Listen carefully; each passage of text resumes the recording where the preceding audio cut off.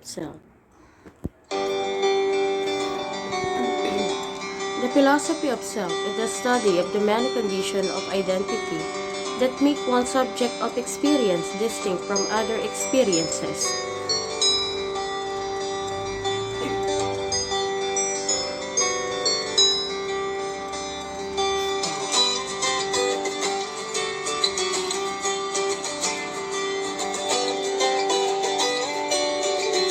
The self is sometimes understood as a unified being essentially connected to consciousness, awareness, and agency.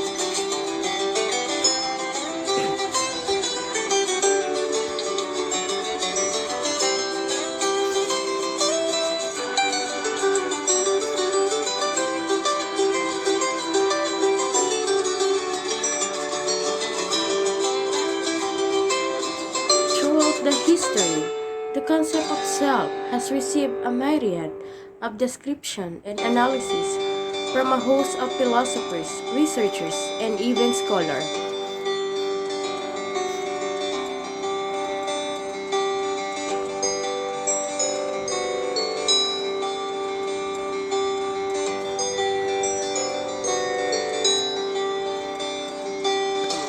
In gaining this understanding, these people are important in explaining how the knowledge of this concept affects the world and how people perceive themselves and their ultimate.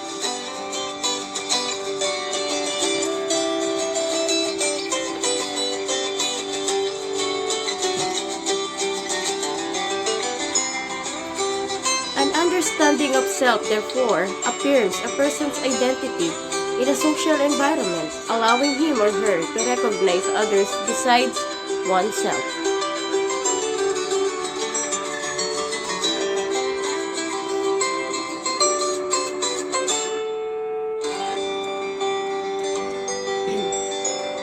Even though there are innumerable philosophers who have immensely contributed towards gaining clarity in defining I, it is believed that some having quiet outstanding with regards to their instinct.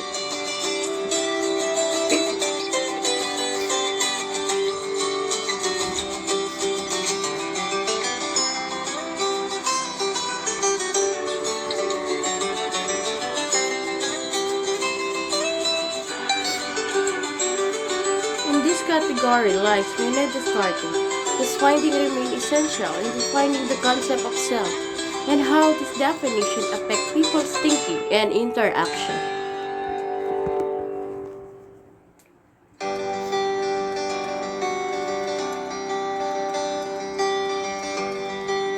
The best way for people to live is to work hard and strive for success. People should be compassionate toward others and live life to the fullest.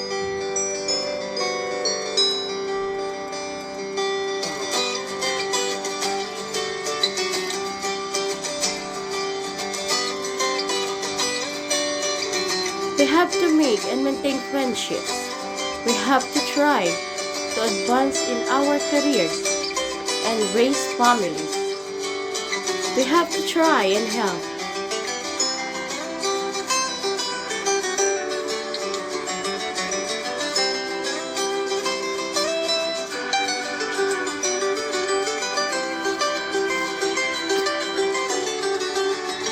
To understand our personality, we need to understand the nature of our mind.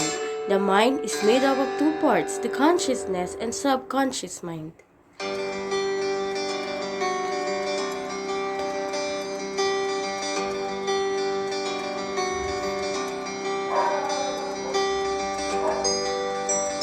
The subconscious mind is vast, and the impressions that are buried deep inside are not easy to uncover and analyze.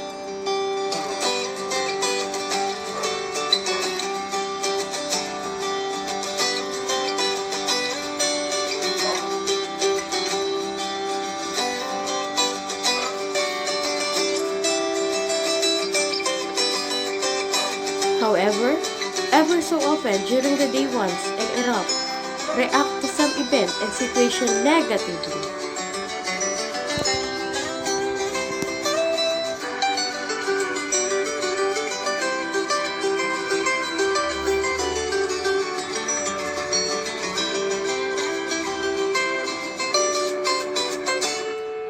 As a result, one feels a certain amount of restlessness and emotions such as insecurity, fear, or anger.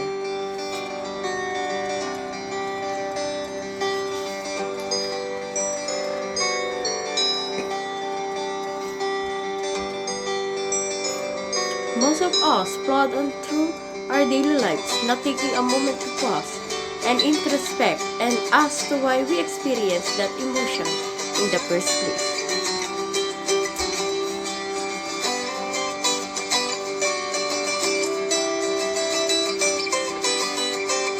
In fact, through such situation in one's day-to-day life, one's mind by reacting negatively to situation and events open up a window and gives one a vignette into its nature. If one is alert and objective in one's outlook, one can follow the pathway through the window that the mind opens up.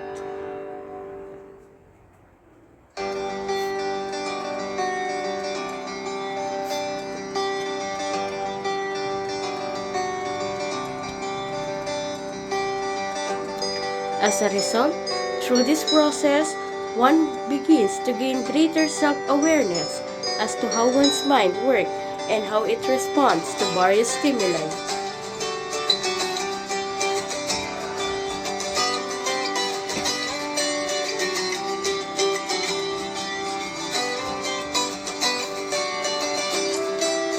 This is known as metacognition, which means having awareness and understanding of one's own thought process.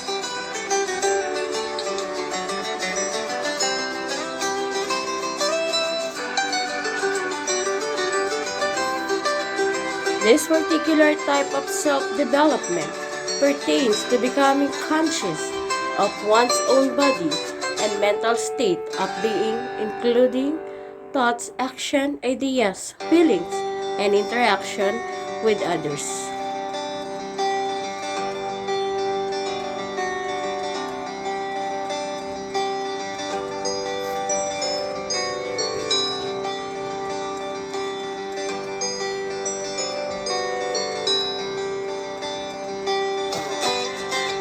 It is therefore the first step in overcoming negative emotions and reactions.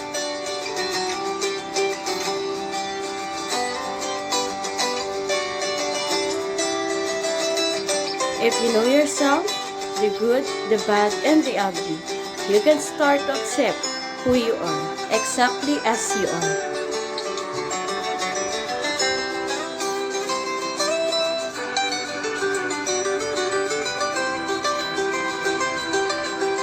It can feel like a challenge to accept some aspect of your character that you don't perceive as positive, such as laziness.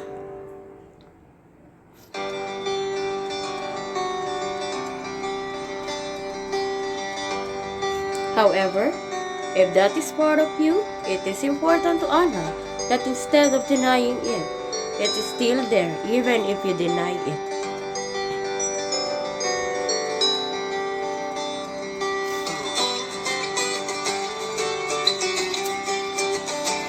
Learning to see the benefits of laziness, enjoying it, and not letting it work against you will lead you to be able to embrace as part of who you are and to therefore love it.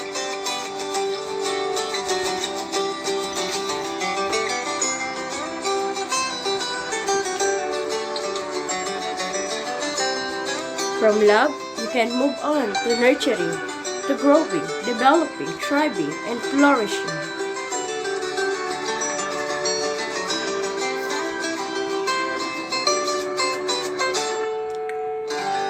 Know yourself to improve yourself.